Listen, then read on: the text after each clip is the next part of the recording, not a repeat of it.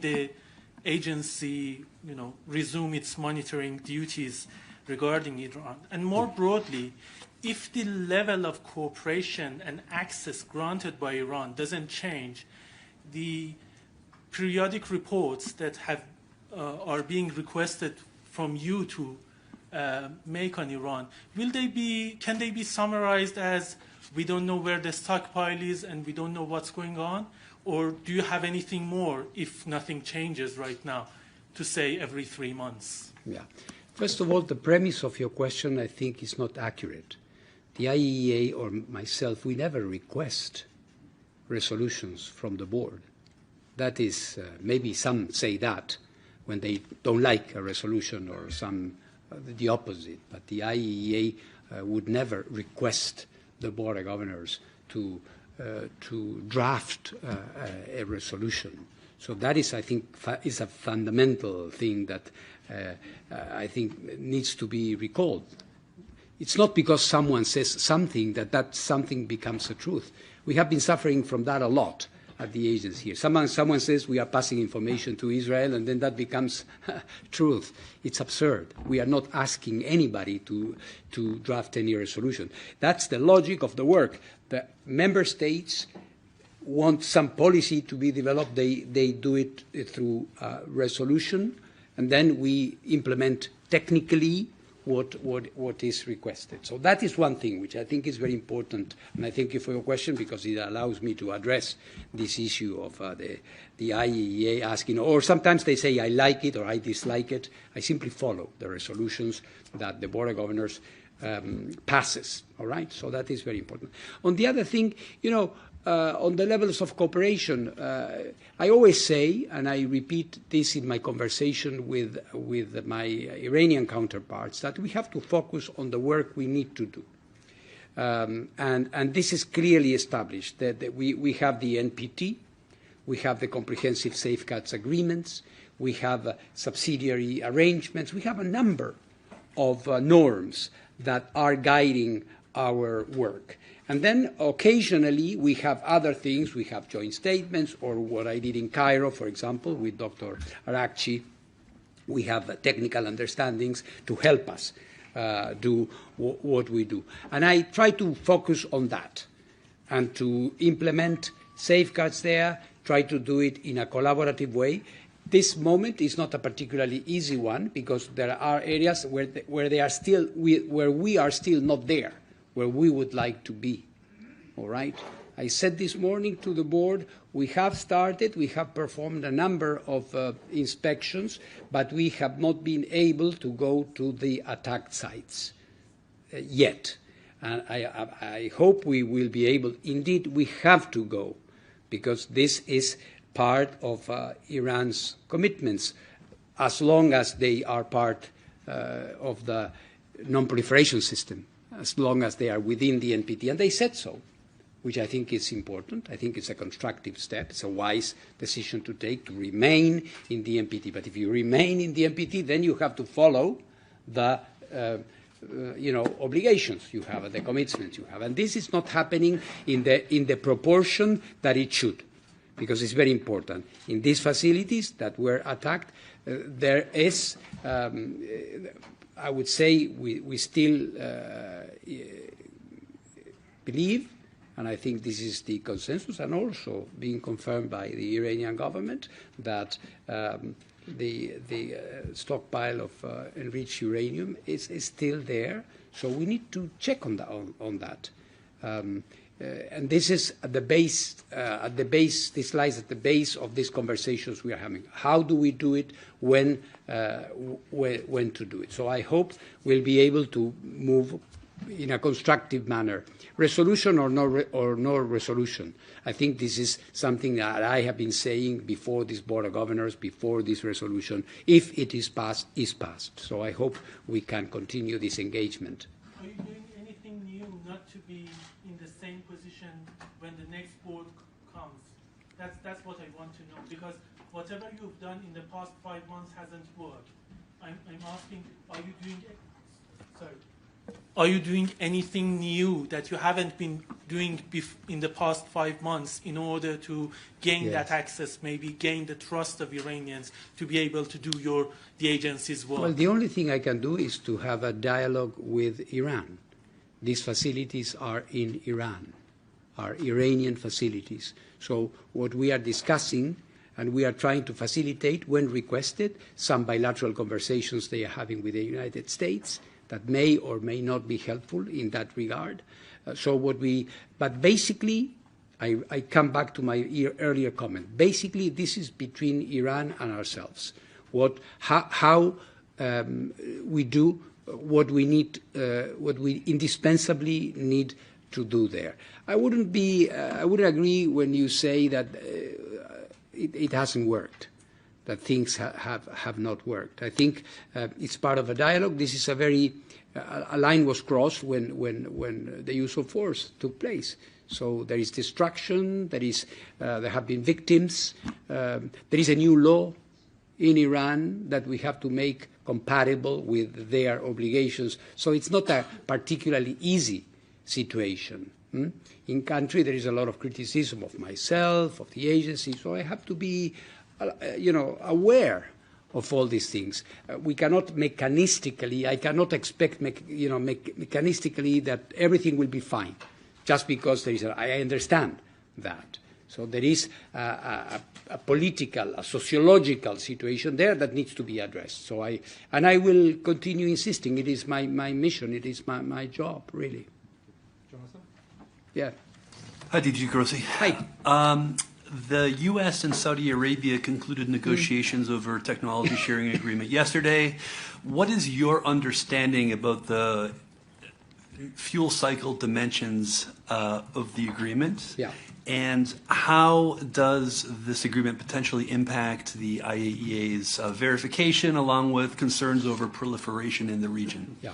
Well, the ink is still fresh, very fresh, on that agreement. So we are going to be sitting down with our American and Saudi colleagues. I was happy to note in the announcements that were made by Secretary Wright, and I was in touch also with the Saudi energy minister early this morning, that they are referring to their safeguards obligations.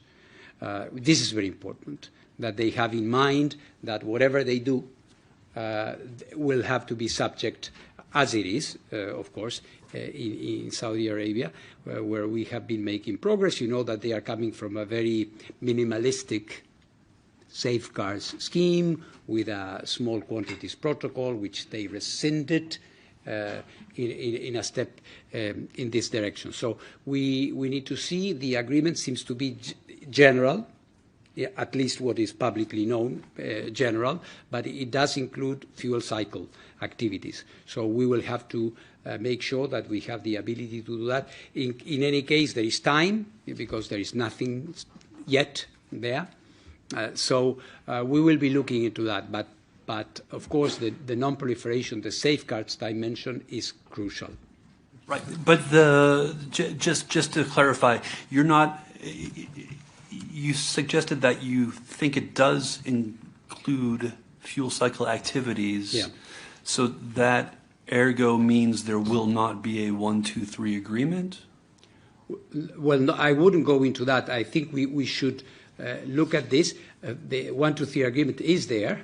So, it would be me as DG of the IAEA saying that there is no 1, 2, 3 agreement. I'm just trying to understand whether you believe there is a 1, 2, 3 agreement, or if there will be a 1, 2, 3 agreement coming, or if you've been notified about it. No, we haven't been notified. You haven't been notified. Okay. No. Hi, DJ. Hi. From China Media Group. Hello. Question about the Iran resolution. Yeah. So if this resolution passes, what response do you expect from Iran? And what steps will IAEA take to shield its neutral mandate and to prevent IAEA's authority from being undermined? Well, as so happens, generally, I don't mean that the pattern will be repeated, but in general, there is some reaction to these resolutions. I don't want to anticipate what this could be and comment on what has been said, but you may have been seeing or reading some statements that have been made to that effect. So we expect our cooperation, of course, to continue, not to suffer. I don't think that it would be logical that the passing of a resolution should result in less cooperation with the agency, because, as I said, the work, sometimes we mix up words. Cooperation, yeah, it's a nicer word, but there are obligations. Of course, for these obligations to be implemented, there must be a cooperative engagement, cooperative engagement. So we hope that this will continue, especially since, as I was saying to some of your colleagues here, there is a gap. And the gap has not been fulfilled yet.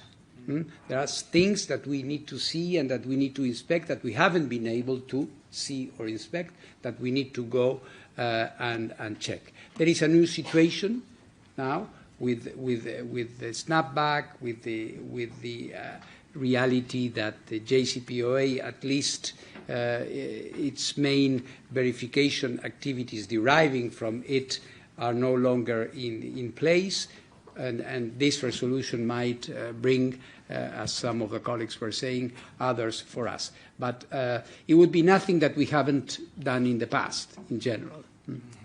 A follow-up. So for this one, do you believe at this stage a resolution would facilitate or jeopardize your inspection work in Iran, which just resumed?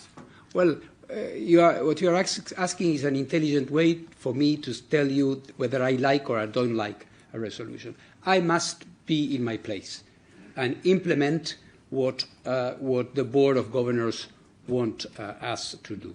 If there is no resolution, as I was saying, I wouldn't change my approach. Of course, a resolution may ask me and instruct me to do certain things. But even in the absence of a resolution, I would continue doing my work, pushing for the inspections that we need to do, because this is what is needed. This is what is expected from us and from Iran. So I hope that we'll be able, once, if a resolution is adopted, we will look at it, we will implement it, and of course, every inspection, implementation of an inspection activity, is done in consultation with the country. We cannot come and simply say we need to go here and there. So, and as I was also recalling, there is a new law in Iran that indicates that the notifications for inspections, they go to the Supreme National Security Council that has to consider them. So all of that will come in play. Hi, DG. Hello. Hi, Setsuko Inaki with Nippon TV. The ISIS has been reporting about the high explosion containment vessel, the new type, which is much bigger than what was sort of reported in the Ahmad project. Is this a concern of yours? And are you talking to Iran on this matter? No, it's not something that is directly related. There were some activities in that area. You're talking about Taliban too.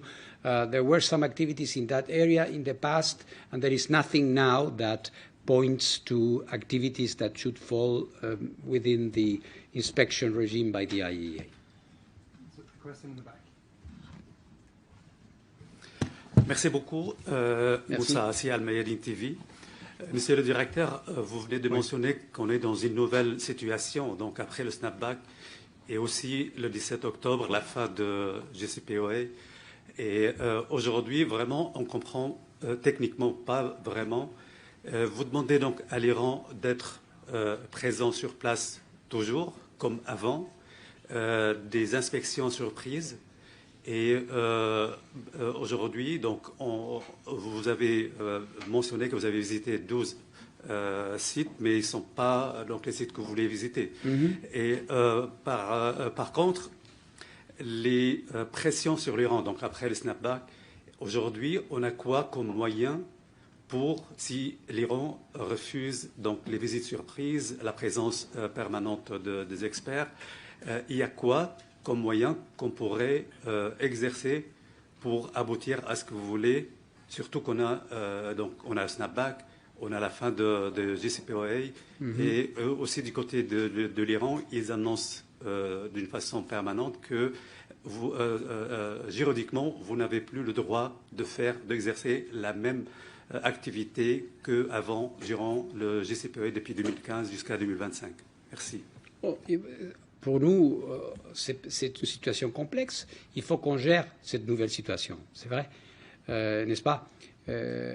Nous avons toujours la capacité, la juridiction et la mission d'aller inspecter. Je disais tout à l'heure que l'Iran a décidé de rester dans les régimes de non-prolifération, c'est-à-dire dans les TNP, et de cela découle un accord de garantie compréhensif qui est toujours en vigueur, qui n'est pas disparu. La question et je dirais la différence vient au niveau de la mise en application. Quand on arrive à la mise en application, on voit que certaines inspections ne peuvent pas avoir lieu. Il y a des inspections qu'on peut mener à bien et qu'on peut compléter sans problème, mais il y en a d'autres qui ne sont pas acceptées. Moi, je dirais qui restent un peu sans réponse, parce qu'il n'y a pas eu un déni formel, mais les choses traînent et on n'arrive pas à les faire. Donc voilà, donc c'est ça la situation. Si vous voulez, l'autorité, la capacité au niveau juridique, elle est là, elle n'a pas été changée ni altérée par les événements du mois de juin et les réactions d'après. L'Iran a adopté une législation interne et que nous respectons, mais cette législation ne peut pas entraver aux obligations que l'Iran a en tant que membre du TNP. Donc c'est une question de gérer cette situation un peu ambiguë, si vous voulez, mais qui n'est pas ingérable. C'est pour ça que j'insiste toujours sur la nécessité de ces dialogues avec les autorités iraniennes.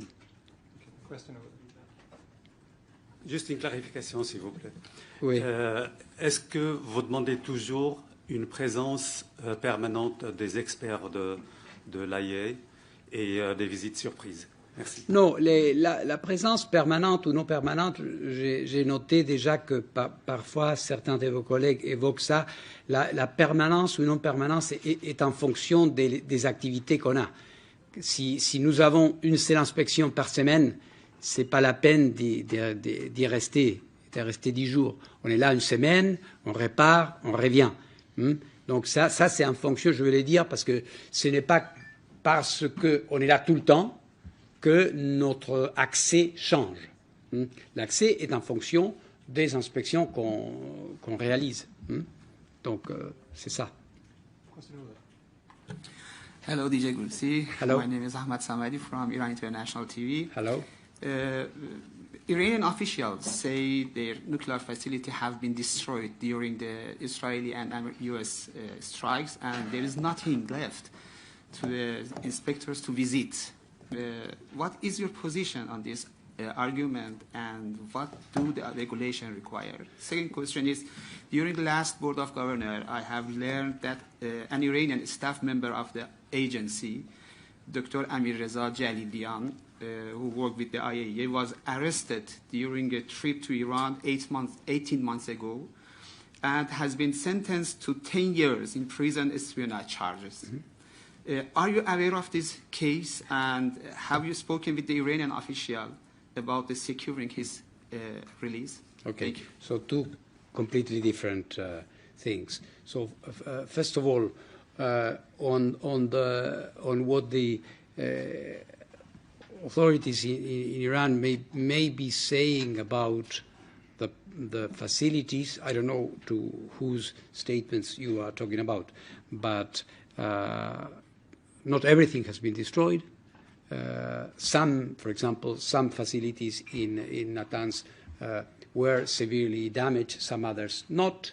And on the others, in Isfahan is the same, and Fordow, yes, it has been attacked, but as I said, there is a widespread consensus on the fact that material is there, so we still may have access to that. So it's not correct to say that because everything is destroyed, there is nothing to be seen. And in any case, if a country, and here I'm talking in general, I'm not talking about Iran in particular, if a country that has facilities under inspections informs us that something has been destroyed so we cannot perform inspections, we have to check that first. This is how a normal verification system works. It is not because a country says, you know, you cannot come, it's raining, or something is broken. So this is why, how the Comprehensive Safeguards Agreement works. On the other thing, this case is a case of a staff. It has nothing to do with the nuclear program of Iran. Is a matter that has been dealt with lawyers. We have been looking into that. It's a staff that is involved in some penal situation in country. But again, let me repeat, has nothing to do, so please let's not make strange connections. Has nothing to do with our verification activities in Iran. As you yourself say, it's almost something that it has been ongoing for almost 2 years. Of course, we look into this. It's a member of the staff, so of course there are contractual matters, legal matters. We care for the families and all of that. So we are looking into that through the appropriate channels. Question in the back. Thank you very much, Dieter Reinisch, Press TV Iran. I'm coming back to the question of trust that comes up from the Iranian side all the time, particularly to the recent attacks on sensitive Iranian laboratory. This has created deep concern in Tehran, and many in Tehran say, you hear it in the statements, that they have the opinion that Israel have obtained this information, which can, as they say, can only be shared under IAEA safeguards. And you, of course, say this is not the case, but what I'm hearing also from the Iranian delegation here in Vienna, they demand real guarantees that such a sharing of information, of sensitive information, cannot happen in future.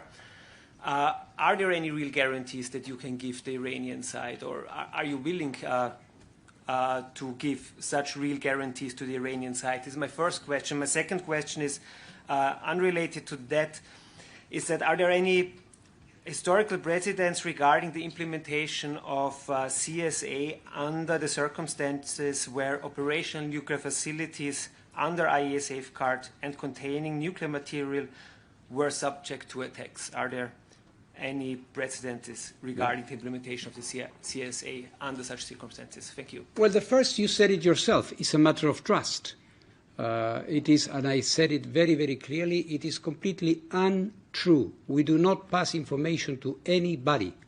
Of course, if people want to say you're passing information to somebody, well, I mean, they are free to say. There's no proof of that. The IAEA has never done that. And apart from it, the idea that an installation is attacked because of information, these facilities are well known. Where they are, what kind of work it's performed there. So frankly speaking, the repetition of a lie does not make it a true. But people may choose to continue saying that. But of course, I respect the comments that are made, and in my conversations with the Iranian government, we have addressed these issues. But to be honest with you, this thing doesn't come up so much in those conversations, which means that, frankly speaking, is a matter of maybe a political statement which is made, and I understand it. I don't agree with it, but and the second part of the question was, sorry. The second part of the question was the question if there are any precedents regarding the implementation of the CSA. Well, again, here I should say no. There have been attacks on nuclear facilities in the past, but this no. But let me say, because it has been said that because there is no precedent for this, the IAEA cannot inspect because there are no specific protocols for that. Again, that is inaccurate, and I will say it very, very clearly. These are facilities that were physically attacked. The only thing that you may need in case there was something like this is contamination, which at this point is very, very limited, and if it does exist, it can be dealt with protective equipment, so there is no problem, or the physical precautions that you should take when accessing a building which has been damaged or is structurally weakened. Apart from that, we know exactly what we need to do.